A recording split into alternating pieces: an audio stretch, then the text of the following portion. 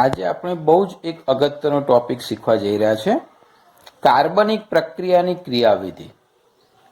હવે આ કાર્બનિક પ્રક્રિયાની જે ક્રિયાવિધિ છે એ ડિટેલમાં તમે 12થમાં શીખવાના છો, પરંતુ એ શું છે અને એના માટે કઈ મૂળભૂત સંકલ્પનાઓ છે એ આપણે અહીંયા આજે સમજીશું. તો કાર્બનિક પ્રક્રિયાની ક્રિયાવિધિ એ ઘણી બધી બાબતોનો અંદર સમાવેશ થાય છે.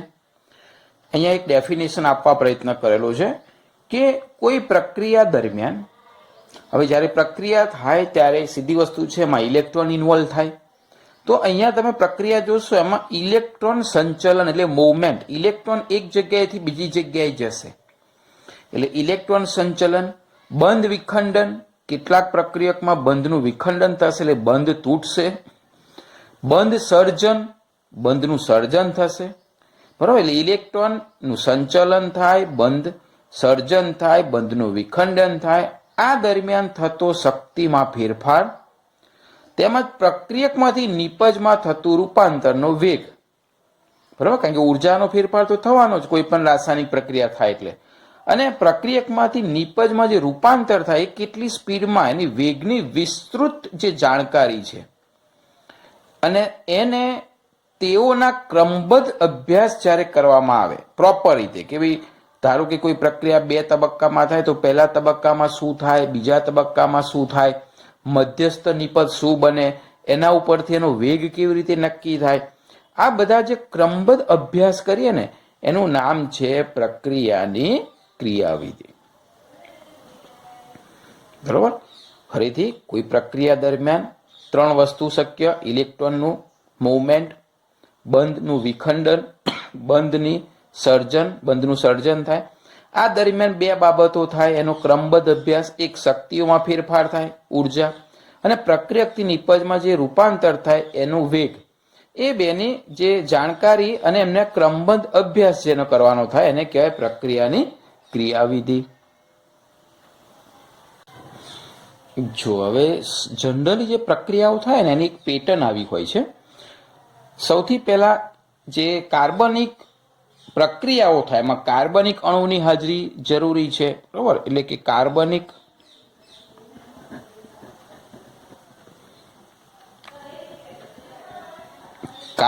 અણુ, આ કાર્બનિક અણુ જે છે એની ઉપર હુમલો કરનાર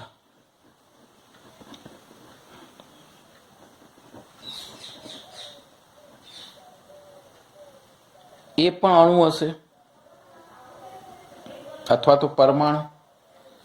અને એ જે કાર્બનિક અણુ છે એની ઉપર હુમલો કરે એટલે એમની વચ્ચે જે પ્રક્રિયા થાય એમાં મધ્યવર્તી સંયોજન પ્રાપ્ત થાય. આ મધ્યવર્તી જે સંયોજન પ્રાપ્ત થાય એમાંથી અંતે આપણને નિપજો અને કેટલીક વખત ઉપનિપજો પણ પ્રાપ્ત થાય. તો હવે આ મોટાભાગની પ્રક્રિયાઓ તમે કાર્બનિક સંયોજન 12થમાં શીખશો. એમાં આ રીતે હશે: કાર્બનિક અણુ હશે, એમાં હુમલો કરનાર કોઈ અણુ કે પરમાણુ હશે, મધ્યવર્તી સંયોજન બનશે આ બંનેમાંથી, અને પછી એમાંથી આપણને નિપજો મળશે. તો આ રીતની જે પ્રક્રિયા વિધિ છે એમાં આ કાર્બનિક અણુ જે છે, કાર્બનિક અણુ એ પ્રક્રિયાર્થી તરીકે ઓળખાશે. સમજો, આ જે કાર્બનિક અણુ અંદર ભાગ લે છે પ્રક્રિયાર્થી છે, અને જે હુમલો કરનાર અણુ હશે ને એને પ્રક્રિયક કહેવામાં આવે. બધા શબ્દો યાદ રાખવા પડશે. હુમલો કરનાર અણુ એટલે પ્રક્રિયક, અને જે કાર્બનિક અણુ છે જેની ઉપર આ હુમલો કરે છે અને મધ્યવર્તી સંયોજન બનાવે છે તો આને કહેવાય પ્રક્રિયાર્થી. હવે જનરલી જે છે આ પ્રક્રિયાર્થી છે એ કોને કહેવાય તો કે નવો બંધ બનાવવામાં, આ જે છે પ્રક્રિયાર્થી એ નવો બંધ બનાવવામાં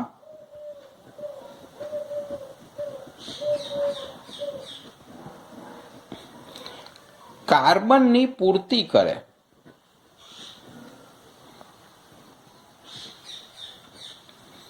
એને પ્રક્રિયાર્થી કહેવાય. ડિટેલમાં આપણે જ્યારે જોઈશું ત્યારે એમાં ઉદાહરણ સાથે સમજીશું. અને જે અન્ય જે પૂર્તિ કરે અન્ય જે સ્પીસીસ છે એને પ્રક્રિયક કહેવાય. હવે ઘણી વખત કેટલીક કાર્બનિક સંયોજનો તમે જોશો તો એમાં એવું જોવા મળશે કે ભાઈ અહીંયા જે છે એમાં પ્રક્રિયામાં ભાગ લેનાર બંને સ્પીસીસ નવો બંધ બનાવવામાં ધારો કે વપરાય તો બંને કાર્બનની પૂર્તિ કરતા હોય તો આપણી સ્વેચ્છા પ્રમાણે કોઈને તમે પ્રક્રિયાર્થી અને કોઈને પ્રક્રિયક લઈ શકશો. બરોબર. એટલે કે અહીંયા જ્યારે નવો બંધ બને, બરોબર, એમાં કાર્બનની પૂર્તિ કરે એટલે બંધ બનાવવામાં જે ભાગ લે ને એ પ્રક્રિયાર્થી કહેવાય. બંને ભાગ લે તો ગમે તે એકને તમે પ્રક્રિયાર્થી કહી શકશો. તો અહીંયા જે વાત હતી એ બહુ સામાન્ય, એકદમ બિલકુલ સિમ્પલ સમજ હતી કે પ્રક્રિયાની ક્રિયાવિધિ ડિટેલમાં તમે આ રીતની બધી 12માં શીખવાના છો. પરંતુ આપણે જે મૂળભૂત સંકલ્પનાઓ છે એ સંકલ્પનાઓની અત્યારે શરૂઆત કરીએ. જો આપણે કાર્બનિક પ્રક્રિયાની ક્રિયાવિધિની અંદર એક શબ્દ જોયો ઇલેક્ટ્રોન સંચલન, બરોબર, અને જે બીજો શબ્દ જોયો એમાં આપણે જોયું કે કાર્બનિક સહસંયોજક જે બંધ છે એનું વિખંડન. તો આ બે શબ્દ વિશે આપણે થોડીક ચર્ચા કરીએ.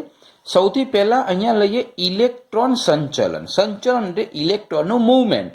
તો ઇલેક્ટ્રોનનું મૂવમેન્ટ કેવી રીતે થાય છે અને એને જે ક્રિયાવિધિ છે એમાં કેવી રીતે દર્શાવવામાં આવે છે. તો આ જે ઇલેક્ટ્રોનનું સંચલન છે એ ઇલેક્ટ્રોનનું સંચલન જે છે તે વક્ર તીર વડે દર્શાવવામાં આવે. એ કેવી રીતે એ આપણે સ્ટેપ બાય સ્ટેપ જોઈએ તમને ખ્યાલ આવશે. તો અહીંયા વક્ર તીરનો ઉપયોગ કેવી રીતે કરવામાં આવે છે તો ઇલેક્ટ્રોન યુગ્મનું સ્થાનાંતર કેવી રીતે દર્શાવવામાં આવે છે. તો આપણે પહેલા જોઈએ ઇલેક્ટ્રોન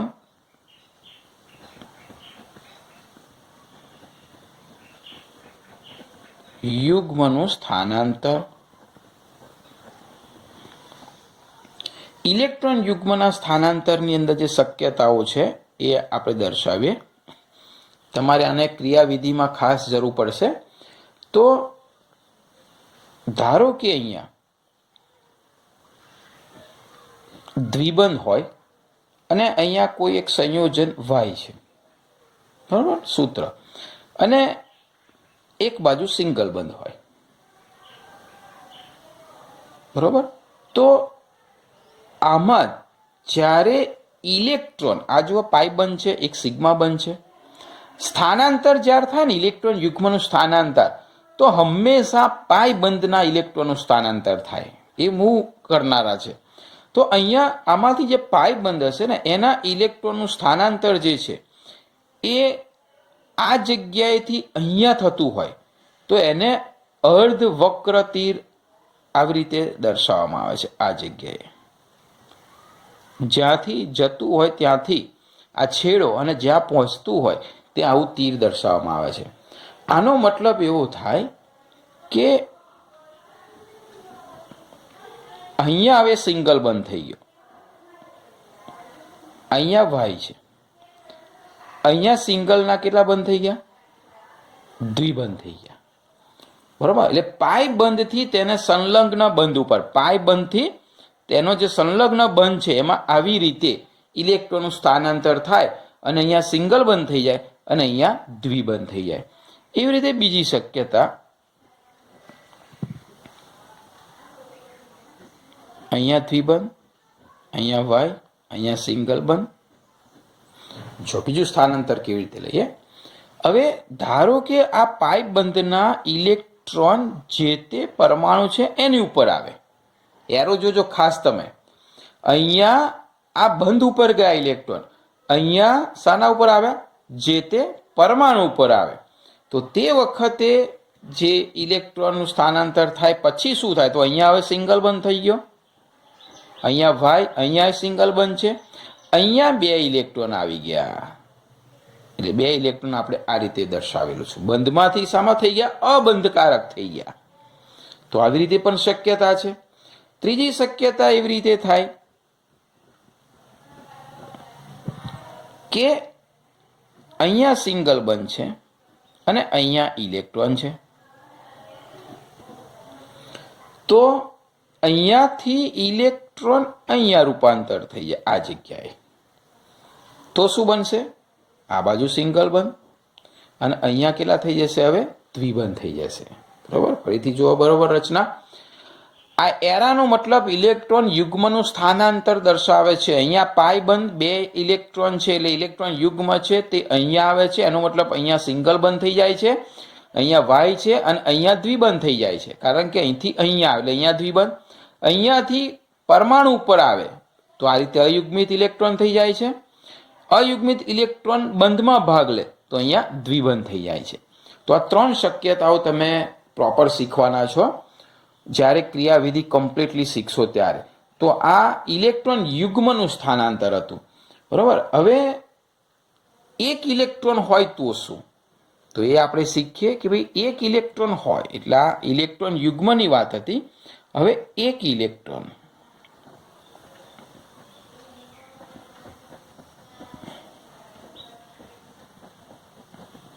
કેટલીક પ્રક્રિયાઓ છે જે તમને એક ઇલેક્ટ્રોનનું સ્થાનાંતર એમાં દર્શાવવું પડશે. તો જે એક ઇલેક્ટ્રોનનું સ્થાનાંતર છે એ કેવી રીતે દર્શાવવામાં આવે છે તો આપણે જોવાના જ છીએ. ધારો કે CH3Cl, બરાબર, આમાંથી આપણને જે નિપજ મળવાની છે તે જોઈએ. તો જો અહીંયા આ 2 વચ્ચે 2 ઇલેક્ટ્રોન છે, કારણ કે જે એક સહસંયોજક બંધ બને છે 2 ઇલેક્ટ્રોનની ભાગીદારી બને છે. તો એક ઇલેક્ટ્રોન CH3 નો, એક ઇલેક્ટ્રોન Cl નો, બંને વચ્ચેની ભાગીદારી છે. હવે એક ઇલેક્ટ્રોન જ્યારે અહીંયાથી બંધ તૂટે તો કેટલીક વખત એવું હશે કે આમાંથી એક ઇલેક્ટ્રોન જે છે એ Cl તરફ જશે અને એક ઇલેક્ટ્રોન CH3 તરફ જશે. તો એના માટે CH3 તરફ જાય એક ઇલેક્ટ્રોન તો આવું અડધું તીર કરવાનું હોય, અને બીજો ઇલેક્ટ્રોન આ Cl તરફ જાય તો ત્યાં અડધું તીર કરવાનું છે. તો તમારે આવી રીતે ઇલેક્ટ્રોનનું સ્થાનાંતર અર્ધ શીર્ષ વક્ર તીર, આ જે છે એક ઇલેક્ટ્રોનનું સ્થાનાંતર એને કહેવાય અર્ધ શીર્ષ વક્ર તીર તરીકે ઓળખવામાં આવે છે. એટલે અહીંયા જે નિપજ બનશે ને એ નિપજ આપણને એક ઇલેક્ટ્રોન અહીંયા ગયો એટલે C ઉપર એક ઇલેક્ટ્રોન ગયો એટલે CH3 અને એક ઇલેક્ટ્રોન Cl ઉપર ગયો એટલે અહીંયા આ રીતે ઇલેક્ટ્રોન દર્શાવવાના એક એક. અહીંથી બંધ તૂટીને એક Cl ઉપર ગયો, એક CH3 ઉપર ગયો. બરાબર, તો આવી રીતે એક ઇલેક્ટ્રોનના સ્થાનાંતર આ રીતે દર્શાવવામાં આવે છે.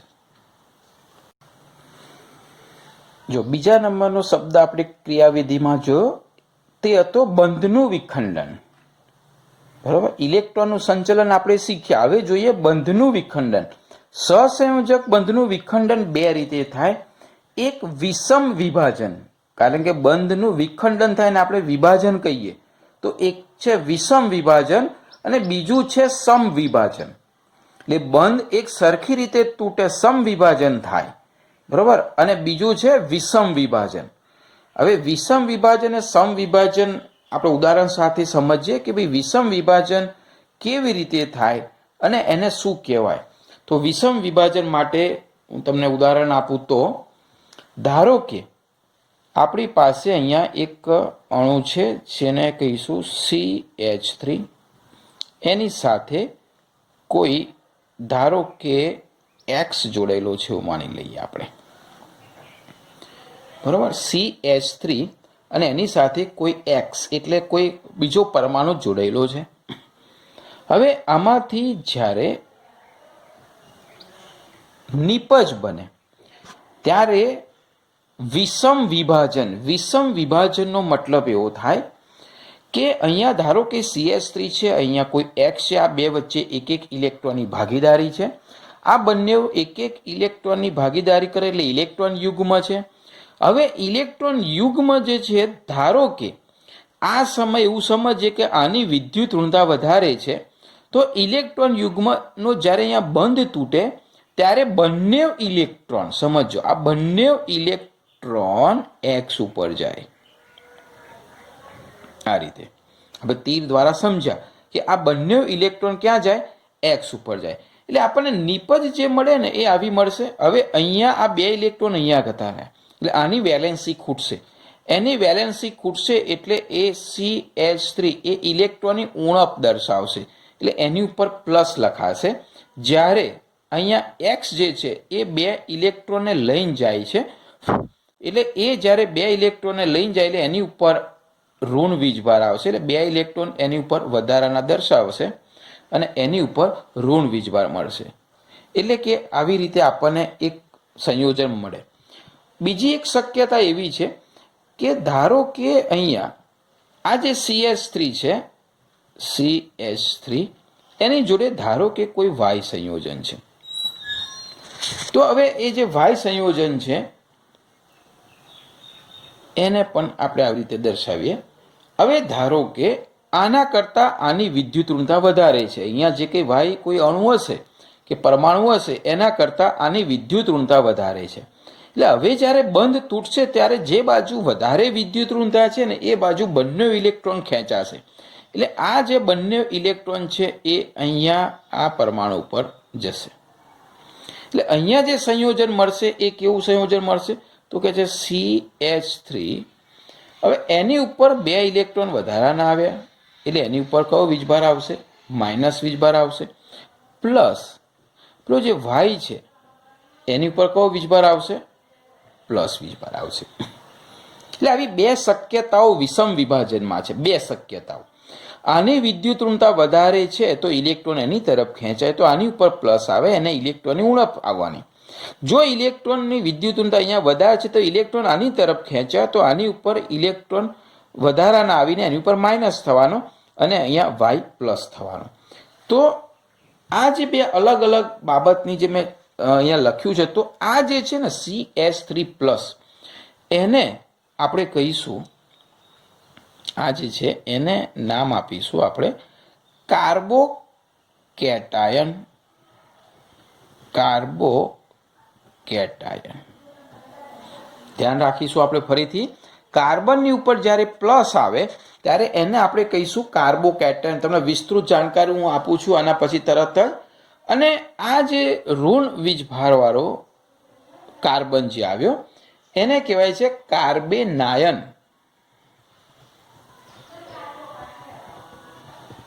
એટલે કે એનાયન. એનાયન એટલે માઇનસ ને કેટાયન એટલે પ્લસ, બરોબર. અને કાર્બોકેટાયન એટલે કાર્બન ઉપર પ્લસ અને કાર્બેનાયન એટલે કાર્બન ઉપર માઇનસ.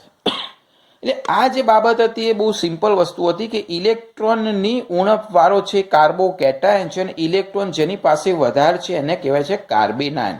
હવે ડિટેલમાં ફરી હું તમને સમજાવું છું એના વિશે વિસ્તૃત માહિતી.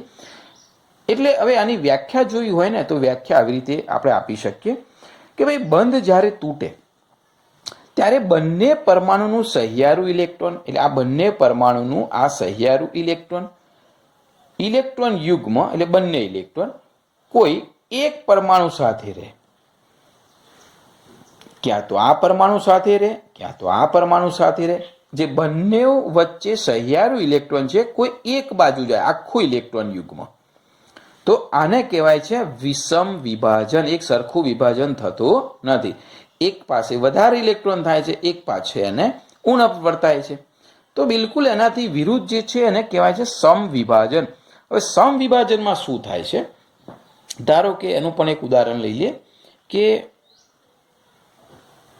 R અને X વચ્ચે એક બંધ છે.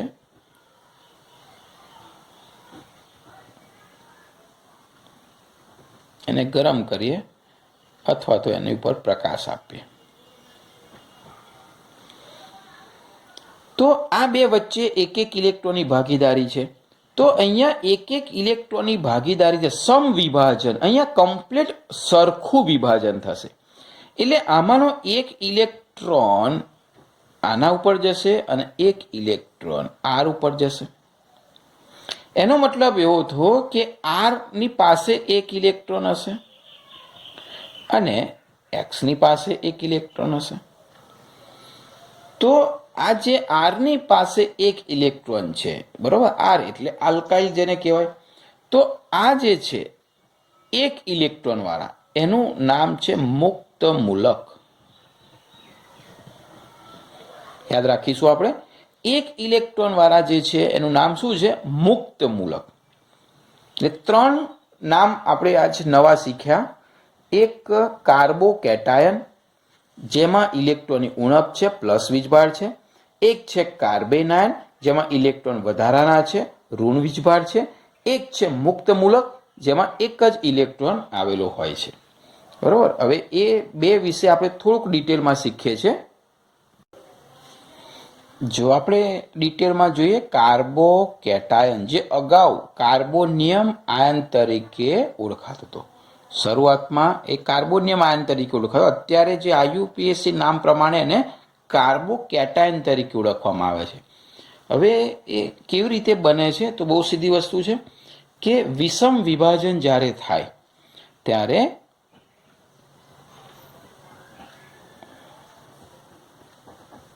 આપણે વિષમ વિભાજન શીખ્યા. તો વિષમ વિભાજન છે એમાં ઉદાહરણ તરીકે આપણે લઈએ CHHCl. હવે આનું વિષમ વિભાજન થાય ત્યારે ઇલેક્ટ્રોન જે છે એ આ ઇલેક્ટ્રોન વિષમ વિભાજનમાં આની વિદ્યુત ઋણતા વધારે છે, એટલે એ ઇલેક્ટ્રોન કઈ બાજુ જશે? Cl તરફ જશે.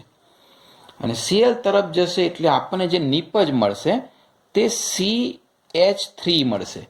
એટલે કે CHHH. અહીંયા ઉણપ આવશે એટલે આપણે ત્યાં પ્લસ લખીએ છીએ.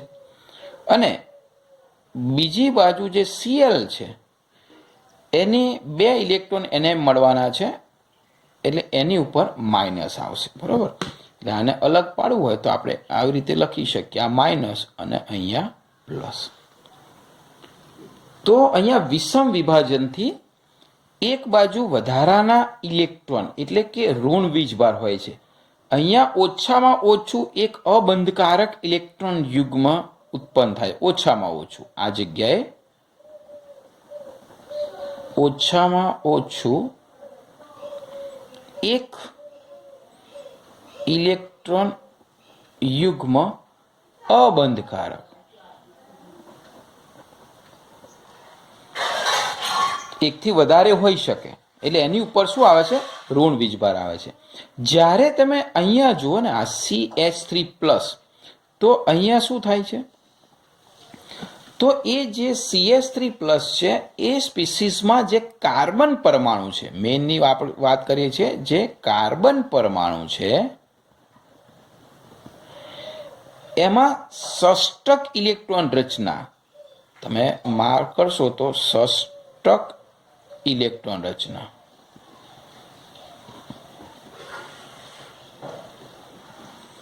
એટલે અહીંયા 6 ઇલેક્ટ્રોન થયા. જો 2 અહીંયા, 2 અહીંયા, 2 અહીંયા, એટલે 2, 2, 4 અને 2, 6. એટલે ષષ્ટક ઇલેક્ટ્રોન રચના પ્રાપ્ત કરે છે.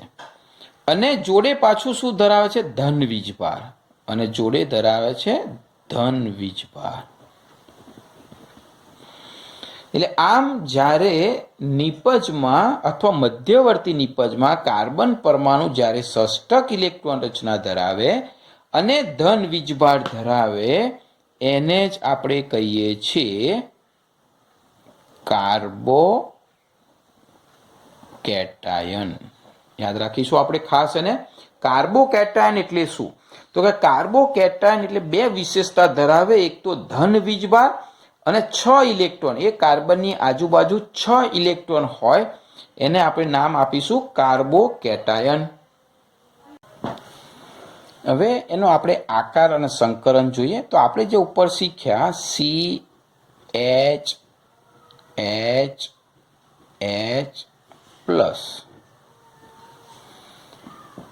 હવે એક કાર્બન વાળો આ કાર્બોકેટાયન છે, એટલે એને કહીશું મિથાઇલ. એક કાર્બન છે એટલે મિથાઇલ કેટાયન. એનું નામ છે મિથાઇલ કેટાયન. હવે આ મિથાઇલ કેટાયન જે છે એનો જે કાર્બન છે, એક કાર્બન, તે sp2 સંકરણ ધરાવે છે. sp2 સંકરણ ધરાવે. અને sp2 સંકરણ ધરાવે એટલે આપ સૌ જાણો છો કે એનો આકાર કેવો હોય, તો સમતલ્ય ત્રિકોણ હોય છે. એટલે sp2 સંકરણ ધરાવે તો એનો આકાર હોય છે સમતલ્ય ત્રિકોણ. હવે સમતલ્ય ત્રિકોણમાં કેવી રીતે રચના હોય છે અને sp2માં કેવી રીતે સિગ્મા બંધ બને છે એ હું તમને સમજાવું આકૃતિ, તો તમને ખ્યાલ આવશે. હા, ધારો કે આ જગ્યા અહીંયા કાર્બન છે, તો એમાં એક H આ રીતે સિગ્મા બંધથી જોડેલો છે. બીજો જે H છે એને આપણે આવી રીતે લખી શકીએ, સમતલ્ય ત્રિકોણ છે એટલે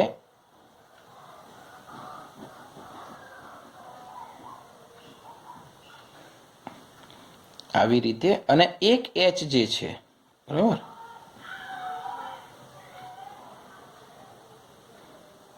એક H અહીંયા, એક H અહીંયા જોડેલો છે.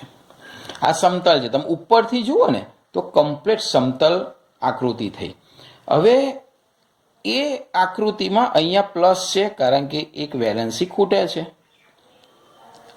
હવે આ sp2 સંકરણ છે, આ જે કાર્બન છે એનું સંકરણ કયું છે, sp2 સંકરણ, આ કાર્બન. હવે sp2 છે એટલે એક કક્ષક જે છે બંધમાં ભાગ લેતી નથી. અને આ જે સમતલ છે ને એ સમતલની ઉપર અને સમતલની નીચે, એટલે કે સમતલ ને લંબ, સમતલના 90° ખૂણા ઉપર હોય છે. એટલે આ જે આકાર છે એ, અને આ ઇલેક્ટ્રોન ધરાવતી નથી કારણ કે ઉણપ છે, જો, એટલે ઇલેક્ટ્રોન ધરાવતી નથી. આ કક્ષક જે છે એ ખાલી કક્ષક છે. અને આ ત્રણે ત્રણ એક જ સમતલમાં હોય છે. અને આ સમતલની ઉપર ને સમતલની નીચે, એટલે સમતલને લંબ હોય છે. તો આ જે છે એ કાર્બોકેટાયનની રચના હતી જેનું નામ છે મિથાઇલ કેટાયન.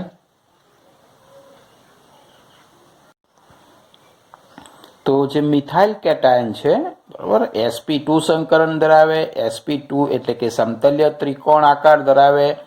sp2માં એક કક્ષક ખાલી રહી ગઈ, બરાબર, એટલે એ કક્ષક ખાલી કક્ષક જે છે અને એના લીધે એની ઉપર પ્લસ આપણે વીજભાર લખીશું.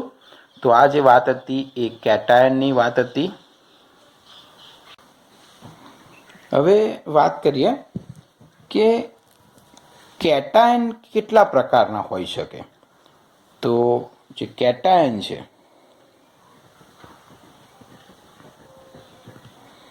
એમાં જે કાર્બન છે એ કાર્બન સાથે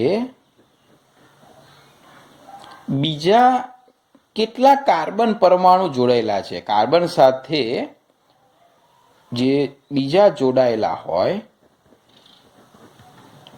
કાર્બન પરમાણુની સંખ્યા. તો એ કેટાયનમાં જે કાર્બન છે એ કાર્બન સાથે જોડાયેલા કાર્બન પરમાણુની સંખ્યા, એના આધારે એના કેટલાક આપણે એનું વર્ગીકરણ પણ કરી શકીએ. તો એના ઉપરથી પ્રાથમિક, દ્વિતીયક અને તૃતીયક વર્ગીકૃત કરી શકાય. તો એ આપણે સમજાવું તમને કે ભાઈ કેટલા પ્રકારના હોઈ શકે. તો જો સિમ્પલ, સૌથી પહેલા આ કાર્બનમાં આપણે 3 હાઇડ્રોજન જોયા આ રીતે, અહીંયા પ્લસ. તો આ જે છે તે મિથાઇલ કેટાયન છે.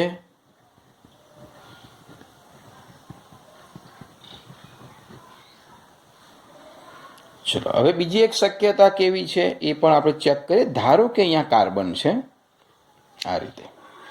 હવે એ કાર્બન જોડે અહીંયા H, અહીંયા H, અને આ જગ્યાએ અહીંયા ધારો કે R હોય, એટલે કે બીજો કોઈ કાર્બન હોય અને પ્લસ હોય. એક આવી શક્યતા છે. બીજી શક્યતા છે કાર્બન એની જોડે એક R, એની જોડે બીજો R અને એક H હોય પ્લસ. ત્રીજી શક્યતા એવી છે કે કાર્બનની જોડે, કેટાયન વાળા કાર્બનની જોડે એક R, બીજો R અને ત્રીજો R છે, અને આ પણ પ્લસ છે.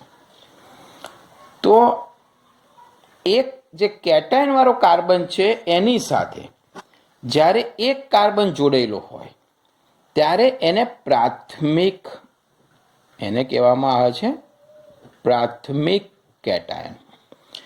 જ્યારે એ કેટાયન સાથે બે આર જોડાયેલા હોય, એટલે બે કાર્બન જોડાયેલા હોય, તો એને કહેવામાં આવે છે દ્વિતીયક. એટલે પ્રાથમિક કેટાયન, દ્વિતીયક કેટાયન, અને જ્યારે એ કાર્બન સાથે ત્રણ આર જોડાયેલા હોય છે ત્યારે એને કહેવામાં આવે છે તૃતીયક, તૃતીયક કેટાયન. બરાબર, તો આ રીતે એને વર્ગીકૃત કરી શકાય. આ મિથાઇલ કેટાયન છે, અહીંયા બે કાર્બન છે ને પ્રાથમિક, એટલે એક કાર્બન કેટાયન કાર્બન સાથે એક કાર્બન હોય તો એને પ્રાથમિક, બે કાર્બન હોય તો એને દ્વિતીયક, અને ત્રણ કાર્બન હોય તો એને તૃતીયક કેટાયન તરીકે ઓળખવામાં આવે છે. જો આના ઉદાહરણ સાથે જોઈએ ઉપરના પ્રાથમિક, દ્વિતીયક અને તૃતીયક કેટાયનને. અહીંયા આપણે જે આર છે એની જગ્યાએ CH3, પછી અહીંયા બે CH3 અને અહીંયા ત્રણ CH3 મૂકીએ તો કેવી રીતે રચના થાય છે હું ડિટેલમાં લખતો નથી, પણ તમને ખ્યાલ આવી જશે. અહીંયા આરની જગ્યાએ હું CH3 મૂકું તો CH2, એટલે અહીંયા આવું થાય જો કે CH3 CH2 પ્લસ. બરાબર, મેં આ લખ્યું છે, આરની જગ્યાએ CH3 સમૂહ મૂકી દઈએ તો CH2 પ્લસ. અહીંયા શું થાય તો કે આરની જગ્યાએ હું બે CH3 મૂકું તો અહીંયા આવું થશે કે CH3 બે અને CH પ્લસ. ક્લિયર? અહીંયા શું થશે, ત્રણ હું CH3 મૂકું તો CH3 ત્રણ આવશે અને અહીંયા પ્લસ આવશે. તો આવી રીતે ત્રણ પ્રકારના સંયોજનો બને. હવે હું આરની જગ્યાએ પ્રોપર મિથાઇલ સમૂહ મૂકી દઉં તો એનું નામ શું થાય, તો તમને આ રીતે ડાયરેક્ટ નામ ના ફાવે તો આ સ્ટ્રક્ચરની અંદર દોરીને તમે નામ લખી શકો. અહીંયા બે કાર્બન છે એટલે આનું નામ છે ઇથાઇલ કેટાયન. અહીંયા તમે જોશો તો બીજા નંબરના કાર્બન ઉપર, અહીંયા બીજા નંબરના કાર્બન ઉપર CH3 આવશે. એટલે એ વ્યાખ્યા પ્રમાણે તમને યાદ હશે કે બીજા નંબરના કાર્બન ઉપર જ્યારે CH3 આવે ત્યારે આપણે આઈસો કહીએ છીએ. તો આને નામ અપાય આઈસો. અને કુલ કેટલા, ત્રણ કાર્બન થયા એટલે આઈસો પ્રોપાઇલ કેટાયન. અને આ જે છે તૃતીયક બ્યુટાઇલ થશે. તમે સ્ટ્રક્ચર તમને આવડતું હશે, આ છે તૃતીયક બ્યુટાઇલ કેટાયન. ઘણી વખત તમને આવા નામ પણ પૂછે તો તમને ક્લિયર હોવું જોઈએ. IUPAC નામ આવડતા હશે તો તમને ખાસ આવડશે. હવે બીજું જે અગત્યની વાત છે તે, અને અહીંયા ધારો કે આપણે ફરીથી પેલું લખીએ CH3 પ્લસ, જેનું નામ છે મિથાઇલ કેટાયન.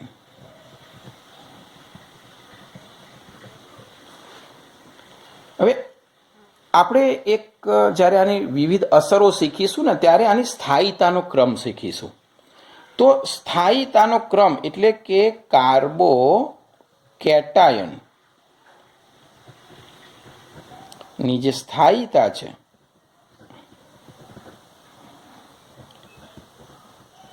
એનો ક્રમ છે કોણ વધારે સ્થાયી. તો અહીંયા મિથાઇલ કેટાયન કરતા ઇથાઇલ કેટાયન વધારે સ્થાયી. એટલે ટૂંકમાં મિથાઇલ કરતા પ્રાથમિક વધારે સ્થાયી, પ્રાથમિક કરતા દ્વિતીયક વધારે સ્થાયી, અને દ્વિતીયક કરતા તૃતીયક વધારે સ્થાયી. એટલે અહીંયા કાર્બો કેટાયનની સ્થાયીતાનો ક્રમ છે. IMP પ્રશ્ન છે, એન્ટ્રન્સમાં ઘણી વખત આનો પ્રશ્ન પૂછેલો છે. એનું કારણ આપણે ફરી આના પછીના લેક્ચરની અંદર શીખીશું કે ભાઈ કેમ આના કરતાં આ વધારે સ્થાયી, એના કરતાં વધારે સ્થાયી અને એના કરતાં વધારે સ્થાયી.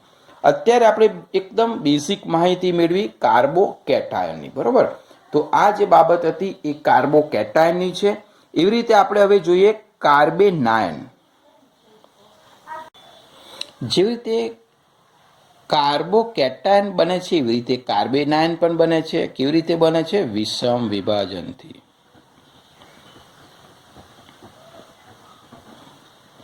આ પણ વિષમ વિભાજનથી મળે છે. હવે અહીંયા એક ઉદાહરણ લઈએ કે વિષમ વિભાજનથી આપણને કેવી રીતે કાર્બેનાયન બને છે.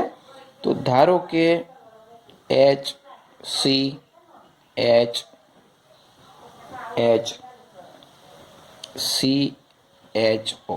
બરાબર, આવું ધારો કે કોઈ એક સંયોજન છે, તો આ સંયોજનની અંદર અહીંયા આ એચ જે છે ને એ એચ ઇલેક્ટ્રોન વગર દૂર થાય છે અને આ ઇલેક્ટ્રોન એ કાર્બન ઉપર પોતાનું અસ્તિત્વ જમાવે છે. તો એના લીધે શું થશે, આ એચ એકલો દૂર થઈ જશે, એ પ્લસ તરીકે દૂર થશે. પ્લસ હવે અહીંયા જે કાર્બન રહ્યો, આ કાર્બન એની પાસે CHO, અહીંયા એચ, અહીંયા એચ. હવે અહીંયા બે ઇલેક્ટ્રોન કાર્બન ખેંચી લીધા. આ વધારે વિદ્યુત ઋણતાને લીધે કાર્બને હાઇડ્રોજનને છૂટો કરીને એની પાસે ઇલેક્ટ્રોન એને ખેંચી લીધા. એટલે કાર્બન ઉપર બીજા બે ઇલેક્ટ્રોન આવ્યા અને આની ઉપર કયો વીજભાર આવ્યો, માઇનસ.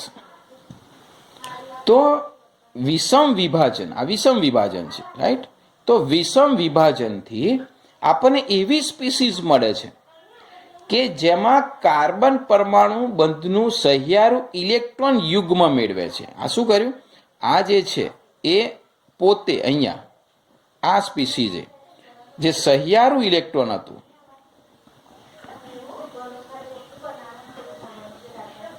એ સહિયારું ઇલેક્ટ્રોન યુગ્મ પોતે મેળવે છે અને પોતે મેળવે છે એટલે એ H+ ને દૂર કરે છે, બરાબર. અહીંયા એની સાથે જે કંઈ જોડાયેલો હોય અને આ રીતે ઋણ વીજભારિત એની ઉપર કયો થાય છે, કયો વીજભાર, ઋણ વીજભાર ઉત્પન્ન થાય છે. તો અહીંયા ઋણ વીજભાર છે અને બીજું તમે અહીંયા જુઓ, અહીંયા અષ્ટક પૂરું થાય છે, 2, 2, 4, 2, 6 અને 2, 8. એટલે કે સહિયારું ઇલેક્ટ્રોન યુગ્મ મેળવે અને પોતે અષ્ટક એટલે કે 8 ઇલેક્ટ્રોન ધરાવે અને ઋણ વીજભાર બંને ધરાવે અને એટલા માટે ઋણ વીજભાર છે, માટે એનું નામ છે કાર્બેનાયન. કયા નામે ઓળખાય છે, કાર્બેનાયન તરીકે ઓળખવામાં આવે છે.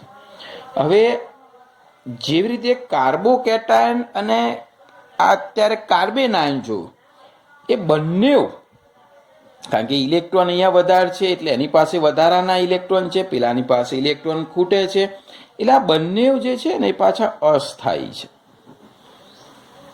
અને અસ્થાયી છે એટલે સીધી વસ્તુ જોડે જોડે જે વસ્તુ અસ્થાયી હોય એ પોતે કેવી હોય, પ્રતિક્રિયાત્મક. જેટલું સંયોજન અસ્થાયી તેટલું તે વધુ પ્રતિક્રિયાત્મક. પ્રતિક્રિયાત્મક એટલે વધારે પ્રક્રિયા કરે.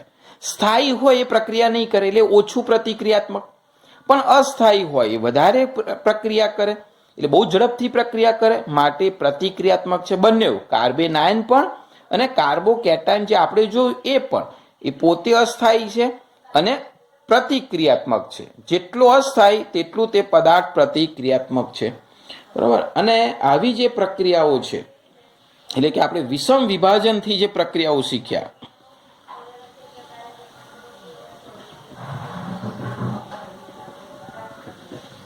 વિષમ વિભાજનથી જે કંઈક પ્રક્રિયાઓ થાય એ બધી રાસાયણિક પ્રક્રિયાઓ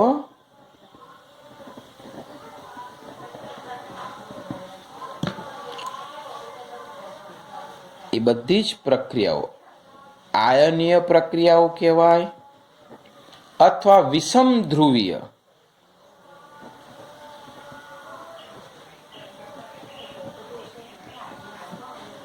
અથવા ધ્રુવીય પણ હોય,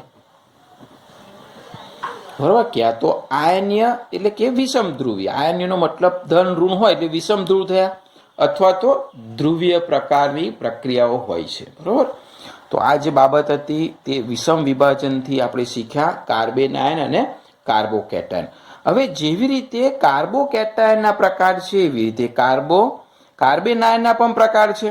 વ્યાખ્યા સેમ, તો એના પણ આપણે ઉદાહરણ જોઈએ કે કયા કયા પ્રકારના કાર્બેનાયન હોય. તો અહીંયા સીધો એક સિમ્પલ કાર્બેનાયન છે એ આપણે શીખ્યા એમ, સી જોડે એચ, અહીંયા એની સાથે ઇલેક્ટ્રોન અને ઋણ વીજભાર, બરાબર, જેને મિથાઇલ કાર્બેનાયન કહેવાય.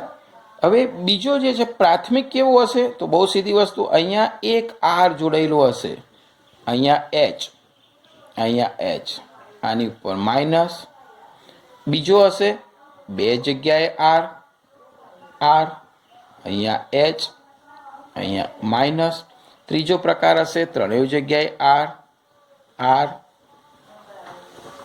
આર અને માઇનસ. તો મેં વાત કરી પ્રમાણે આ જે છે તે સીધો છે CH3- મિથાઇલ. આ છે એને શું કહેવાય? પ્રાથમિક. આ છે એને કહેવાય દ્વિતીયક અને અહીંયા છે એને કહેવાય તૃતીયક.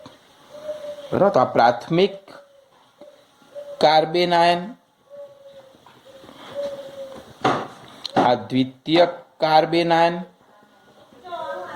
અને આ તૃતીયક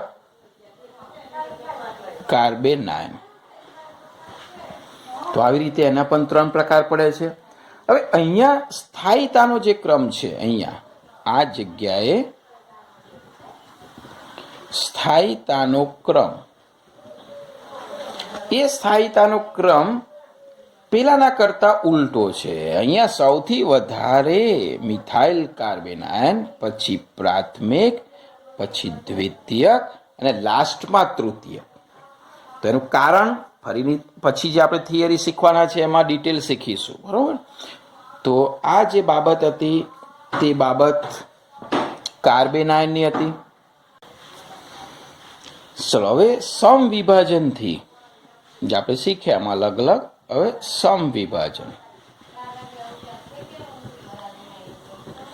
સમવિભાજનથી જે નિપજ મળે એ આપણે શીખી ગયા. હમણાં ફરી યાદ કરાવી દો કે ભાઈ આરની જોડે ધારો કે કોઈ એક્સ હોય તો આમાંથી એક ઇલેક્ટ્રોન અહીંયા જાય, એક ઇલેક્ટ્રોન અહીંયા જાય, એટલે સરખું વિભાજન થાય.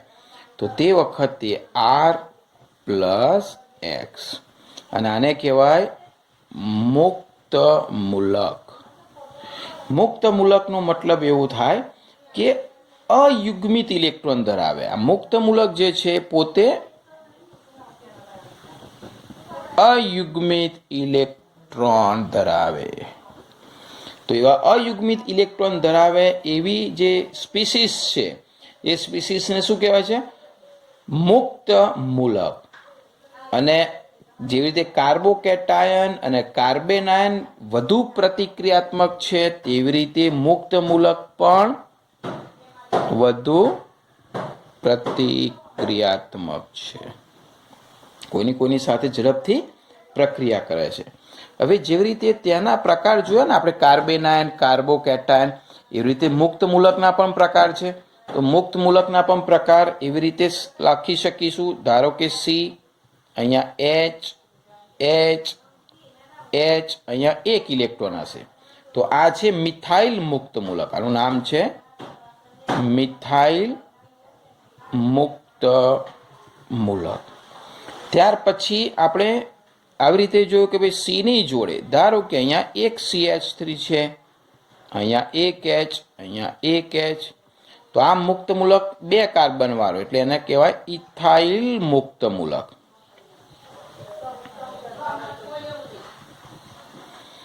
ચલો એવી રીતે અહીંયા સીની જોડે એક CH3, ફરી CH3 અને અહીંયા પાછો એચ. તો આ આઈસો થયો, તેનું નામ આઈસોપ્રોપાઇલ મુક્ત મૂલક.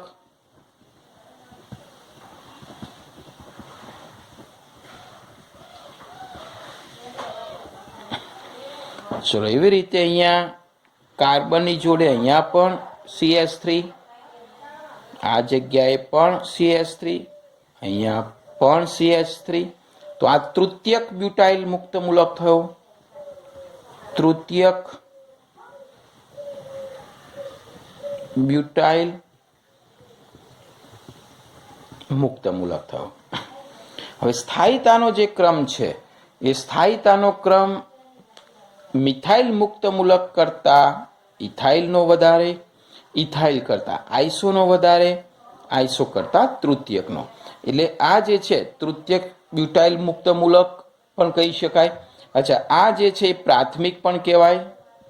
આ જે છે આઈસો એ દ્વિતીયક કહેવાય. અને આ કયું છે? તૃતીયક. વ્યાખ્યા બધાની સેમ જ છે, એટલે તૃતીયક બ્યુટાઇલ મુક્ત મૂલક. આઇસોપ્રોપાઇલ, ઇથાઇલ અને મિથાઇલ. હવે આ સ્થિરતા ફરી હવે જે લેક્ચર લઈશું ને નેક્સ્ટમાં, એમાં આપણે ડિટેલમાં સમજીશું કે ભાઈ સ્થિરતાનું કારણ શું છે. અત્યારે આપણે હમણાં જરૂર નથી એટલે અત્યારે નથી રાખતા, બરાબર. તો આ રીતે આપણે કાર્બોકેટાયન, કાર્બેનાયન અને મુક્ત મૂલક વિશે શીખ્યા. બહુ જ ઇમ્પોર્ટન્ટ વસ્તુ છે, બરાબર. સરસ રીતે તૈયાર કરી દેજો. ચલો, બીજો એક બહુ જ અગત્યનો ટોપિક, પ્રક્રિયક. તમે જ્યારે ભવિષ્યમાં કાર્બનિકની રાસાયણિક પ્રક્રિયાઓ શીખશો, એમાં બે શબ્દો વારંવાર તમને જોવા મળશે. એક કેન્દ્રાનુરાગી પ્રક્રિયક અને એક ઇલેક્ટ્રોન અનુરાગી પ્રક્રિયક. તો આ બે શબ્દ શું છે અને એના કેટલાક ઉદાહરણો છે એ આપણે ચેક કરીએ. તો પ્રક્રિયકમાં, કેન્દ્રાનુરાગી પ્રક્રિયકમાં આપણે પહેલાં ચર્ચા કરીએ. જ્યારે વિષમ વિભાજન થતું હોય ત્યારે એમાંથી કેટલાક પ્રક્રિયક ઉત્પન્ન થાય છે. એ પ્રક્રિયક એના બંધારણને આધારે કેટલાક ગુણધર્મ ધરાવે છે. તો કેન્દ્રાનુરાગી પ્રક્રિયકની વાત કરીએ, કોને કહેવાય? તો જે પ્રક્રિયક, ડેફિનેશન બહુ સિમ્પલ છે, જે પ્રક્રિયક ઇલેક્ટ્રોન યુગ્મ પ્રદાન કરે, જે પ્રક્રિયક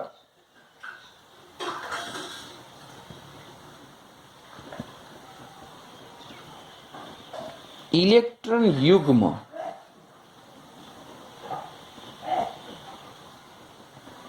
પ્રદાન કરે, બરાબર, એટલે કે આપે. એનો મતલબ એવો થયો કે આ જે પ્રક્રિયક ઇલેક્ટ્રોન યુગ્મ પ્રદાન કરે, એનો મતલબ કેન્દ્ર પ્રત્યે એને આકર્ષણ હોય.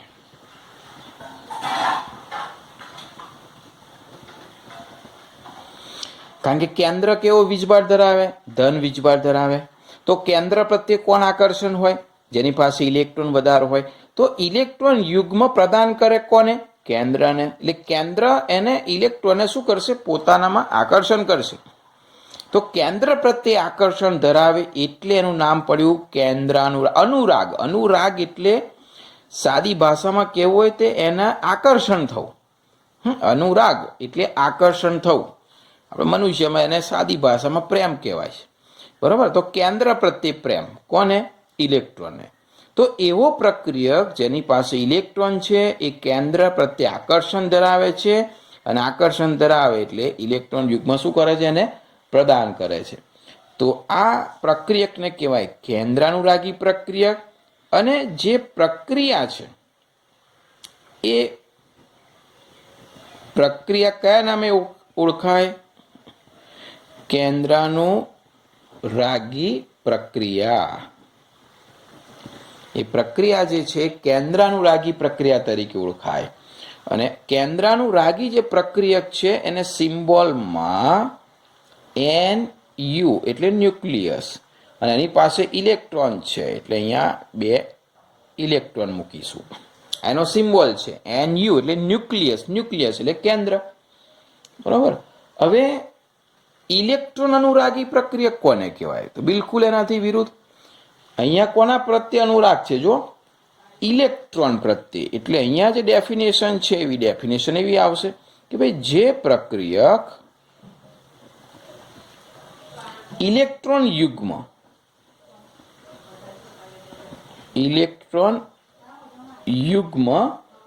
એનો શું કરે? સ્વીકારે. એટલે કે ઇલેક્ટ્રોન યુગ્મ સ્વીકારે.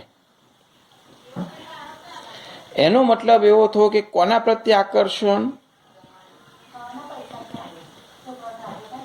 ઇલેક્ટ્રોન પ્રત્યે એને આકર્ષણ હોય. તો ઇલેક્ટ્રોન પ્રત્યે એને પોતાને આકર્ષણ હોય.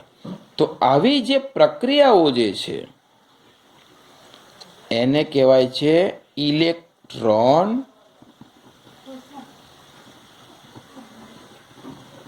અનુરાગી પ્રક્રિયા.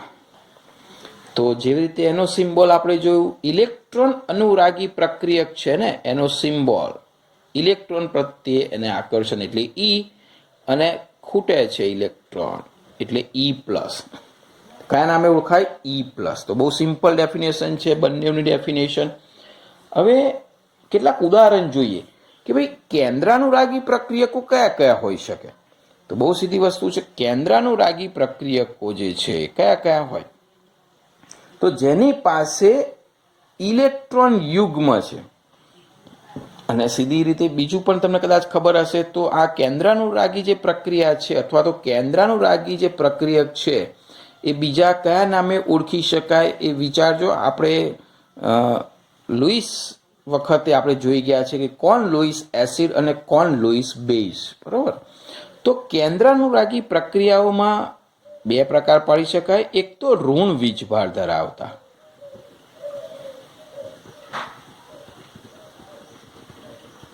એટલે કે ઋણ આયનો, એની પાસે અબંધકારક ઇલેક્ટ્રોન યુગ્મ હોય અને એ બધા જ એ પોતે કેન્દ્રાનુરાગી પ્રક્રિયક તરીકે વર્તે. કયા કયા ઉદાહરણ આપીએ ઋણ વીજભારવાળા? તો ધારો કે બધા જ હેલોજન આયનો, બરોબર. ત્યાર પછી OH માઇનસ, એની પાસે વધારાના ઇલેક્ટ્રોન છે. એવી રીતે CN માઇનસ, એની પાસે વધારાના ઇલેક્ટ્રોન છે. એવી રીતે NH2 માઇનસ, એની પાસે વધારાના ઇલેક્ટ્રોન છે. એ ઋણ વીજભારવાળા તેમજ કેટલાક તટસ્થ. ઋણ વીજભાર ના હોય પણ એની પાસે વધારાના ઇલેક્ટ્રોન હોય. તો તટસ્થ અણુઓ કયા? તો કે છે ભાઈ NH3, એની પાસે અહીંયા વધારાના ઇલેક્ટ્રોન છે આપવા માટે. ત્યાર પછી H2O, એની પાસે વધારાના ઇલેક્ટ્રોન છે આપવા માટે. આલ્કોહોલ, એની પાસે પણ વધારાના ઇલેક્ટ્રોન છે આપવા માટે. પછી ROR, ઇથર, એની પાસે પણ વધારાના ઇલેક્ટ્રોન છે. R3N, એની પાસે વધારાના ઇલેક્ટ્રોન છે. R2NH, એની પાસે પણ વધારાના ઇલેક્ટ્રોન છે. તો આ બધા જે છે એ કેન્દ્રાનુરાગી. કેમ? એની પાસે વધારાના ઇલેક્ટ્રોન છે એટલે એના આકર્ષણ કોના પ્રત્યે હોય? કેન્દ્ર પ્રત્યે હોય. એટલે કે જ્યાં ઇલેક્ટ્રોન ખૂટતા હોય એટલે આ લોકો શું કરશે? એ કેન્દ્ર પ્રત્યે આકર્ષણ ધરાવશે. એવી રીતે ઇલેક્ટ્રોન અનુરાગી પ્રક્રિયકો કયા કયા? તો ઇલેક્ટ્રોન અનુરાગી જે પ્રક્રિયકો છે એમાં ધન આયન વાળા બધા જ, એટલે કે પેલામાં ઋણ વીજભાર, તો અહીંયા ધન વીજભાર, એટલે ધન આયન વાળા બધા જ.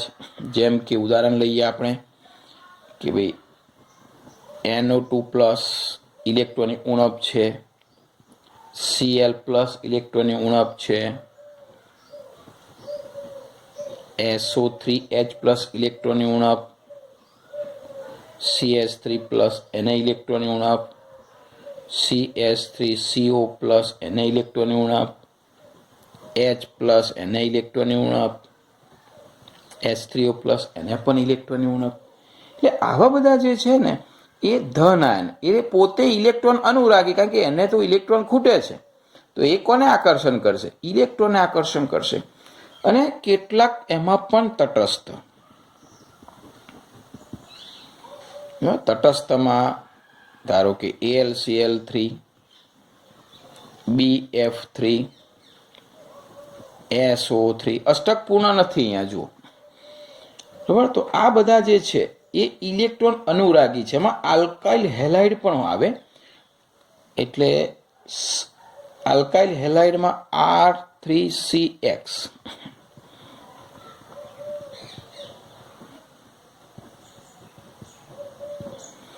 હવે આલ્કાઇલ હેલાઇડ કેવી રીતે આવે? તો એનું કારણ એ છે કે અહીંયા આ જે R3 એટલે અહીંયા C જે છે, બરોબર, એની જોડે R અને R, હવે અહીંયા X હોય છે.